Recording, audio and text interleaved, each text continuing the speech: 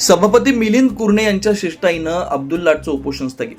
दूधगंगा उगम पाणीपुरवठा योजनेतील कथित त्रुटी आणि कामातील अनियमिततेविरोधात सुरू करण्यात आलेले कॉम्रेड आप्पा पाटील यांचं आमरण उपोषण अखेर पंचायत समिती सभापती मिलिंद कुरणे यांच्या शिष्टाईनं स्थगित करण्यात आलं. संबंधित अधिकाऱ्यांनी योजनेतील अडचणी तातडीनं सोडवण्याचं आश्वासन दिल्यानंतर हे आंदोलन मागे घेण्यात आलं.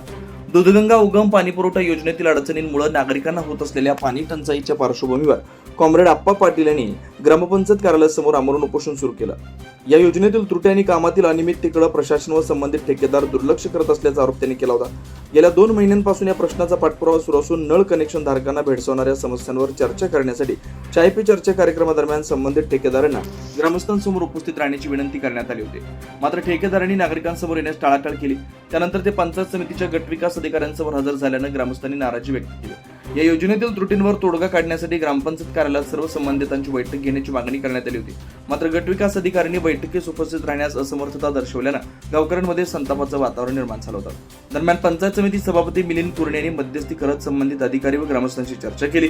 यावेळी पाणीपुरवठा योजनेतील त्रुटी दूर करून नागरिकांना सुरळीत पाणीपुरवठा करण्याबाबत सकारात्मक निर्णय घेण्याचं आश्वासन देण्यात आलं. त्यानंतर कॉम्रेड आप्पा पाटील यांनी ग्रामस्थांच्या उपस्थितीत आपलं उपोषण स्थगित केलं.